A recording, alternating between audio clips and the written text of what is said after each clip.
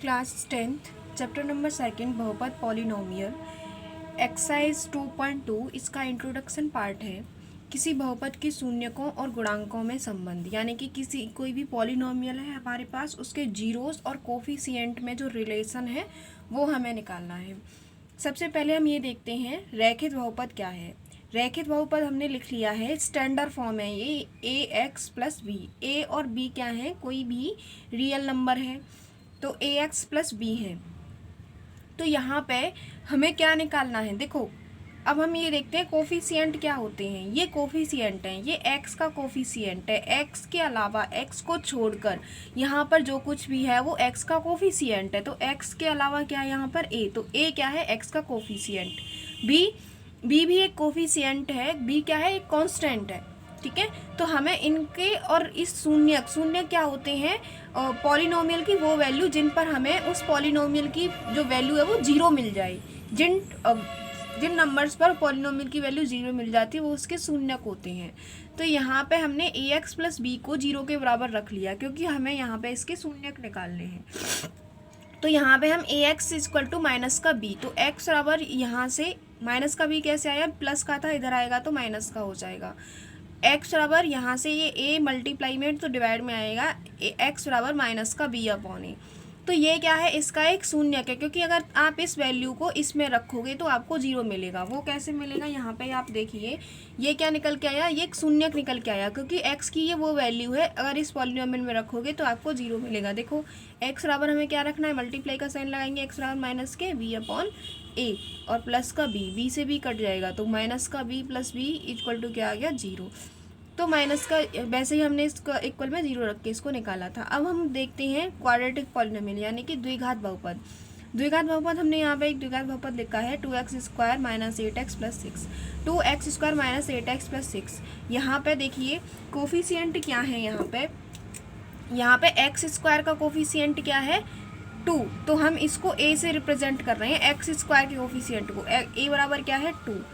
b यहाँ b से represent कर रहे हैं x के कोफिशिएंट को, वो क्या है माइनस का 8। और कांस्टेंट इसको c से रिप्रेजेंट कर रहे हैं, ये क्या है 6। अब देखो आपको मिडिल टर्म में स्प्लिट करना तो आता होगा, 9th क्लास में आप सीख के आए हैं। यहाँ हम इसके फैक्टर निकालेंगे, इस पॉलिनोमियल के फैक्टर किससे, मिडिल टर्म में स्प्लिट करके। तो मिडिल टर्म स्प्लिट कैसे करते हैं, पहले ए और बी को मल्टीप्लाई, ए और सी को मल्टीप्लाई करते हैं। ए सी को मल्टीप्लाई करेंगे तो कितना आएगा 12, और x² तो इसके साथ है ही है। तो यहाँ पे इन दोनों का मल्टीप्लाई करेंगे, कांस्टेंट टर्म और x² के कोफिशिएंट का, तो कितना आएगा 12x²। यहाँ पे क्या है माइनस का 8x। अब इसके ऐसे फैक्टर करते हैं जिससे हमें क्या मिले, माइनस का 8x मिले। तो देखिए 12 के फैक्टर क्या क्या हो सकते हैं, 12 इंटू 1 ये हो सकता है ना, 2 6 जा 12 ये हो सकता है। और क्या क्या हो सकते हैं, 3 6 जा और सॉरी हाँ 2 6 जा 12, और 3 से क्या हो सकता है 3 4 जा 12। और क्या क्या हो सकते हैं, यही हो सकते हैं। ठीक है, तो अब ये देखिए कि इनमें हमें क्या लेके आना है, प्लस माइनस करने पर हमें 8 मिलना चाहिए। इसके फैक्टर करें और प्लस माइनस करने पर 8, तो इन तीनों में से किससे मिल रहा है, इन तीनों में से यहाँ से 6 + 2 करोगे तो हमें 8 मिलेगा। तो हमने ये वाला इसके फैक्टर ले लिए।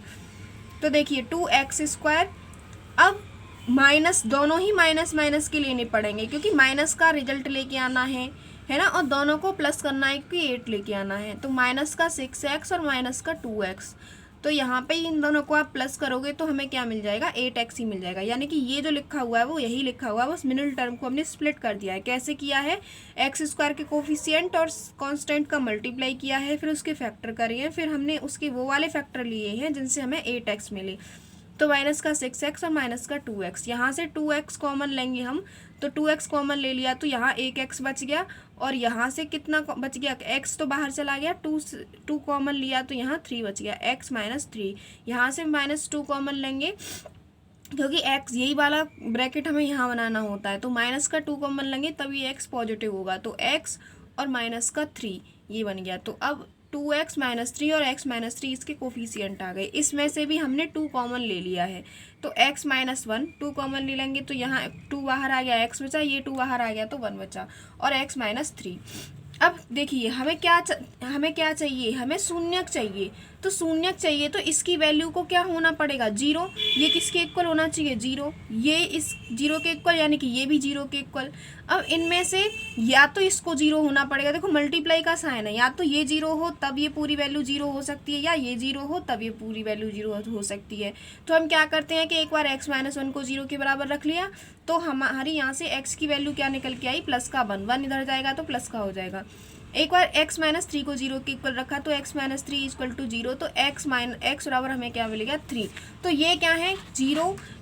इस वैल्यू, इसके पॉलिनोमियल की वैल्यू को इक्वल में जीरो रखने पर मिले हैं, तो ये क्या है, इसके जीरोज हैं, यानी कि इसके शून्यक हैं। शून्यक को ही इंग्लिश में जीरोज बोलते हैं। तो यहाँ पे ये क्या आ गया, 1 आ गया और 3 आ गया, ये क्या आ गए, जीरोज। तो हमें निकालना क्या है, किसी बहुपद के शून्यकों और गुणांकों के बीच में संबंध। तो देखो शून्यक क्या, हमें इसको मान लेते हैं, ये मान लेते हैं अल्फा बराबर 1 और बीटा बराबर क्या, 3। तो शून्यकों का गुण योग, तो अल्फा प्लस बीटा कितना आ गया, 4। तो अब देखो हमें गुणांकों से 4 कैसे मिलेगा, देखो इसको ले 8 को 2 से डिवाइड कर दें तो 4 मिल जाएगा कि नहीं, लेकिन यहाँ माइनस का है तो माइनस हम पहले से ही लगा लेते हैं, माइनस माइनस प्लस तब भी हो जाएंगे, और माइनस का 8/2। तो यहाँ पे हमें क्या मिला, 2 से डिवाइड करेंगे तो 4। तो हमें यहाँ से क्या रिलेशन मिला, शून्यकों का योग किसके इक्वल होता है, माइनस एक्स का कोफिशिएंट, एक्स का कोफिशिएंट क्या है, माइनस का 8, और अपॉन में क्या है, एक्स स्क्वायर का कोफिशिएंट है ना, तभी तो मिला। एक्स स्क्वायर का कोफिशिएंट लिया हमने ये वाला अपॉन में, और एक्स का कोफिशिएंट लिया ये वाला, तभी तो 2 से डिवाइड करेंगे तभी तो यही 4 आएगा ना। तो हमें ये मिला कि किसी भी क्वाड्रेटिक इक्वेशन में शून्यकों का योगफल, शून्यकों का योग यानी कि अल्फा प्लस बीटा, शून्य क्या माने हमने, अल्फा प्लस बीटा, और हाईएस्ट पावर ही उसके उतने ही शून्यक होंगे। जैसे कि इसकी क्वाड्रेटिक इक्वेशन की हाईएस्ट पावर 2 होती है, तो इसके दो ही शून्यक होंगे। तो अल्फा प्लस बीटा किसके इक्वल होगा, माइनस के b/a के, ठीक है। और शून्यकों का गुणनफल यानी कि अल्फा इंटू बीटा किसके इक्वल होगा, देखो इनका मल्टीप्लाई किया 1 इंटू 3 आ गया, तो यहाँ से हमें 3 कैसे मिलेगा, यहाँ से 3 हमें कैसे मिलेगा, यहाँ पे 6/2 करेंगे तो हमें यहाँ से 3 मिल जाएगा। तो अल्फा इंटू बीटा किसके इक्वल होगा, माइनस के अचर पद, यानी कि अचर पद क्या है हमारा, c है, हमने c माना था ना अचर पद को, तो c अपॉन, और एक्स स्क्वायर का कोफिशिएंट हमने क्या माना था, a, तो क्या आएगा अपॉन में a, ठीक है। ये इसके फॉर्मूला है, ये तो मैं ध्यान रखना, ये एक्स स्क्वायर का कोफिशिएंट है, ये एक्स का कोफिशिएंट है और ये कांस्टेंट है, ठीक है।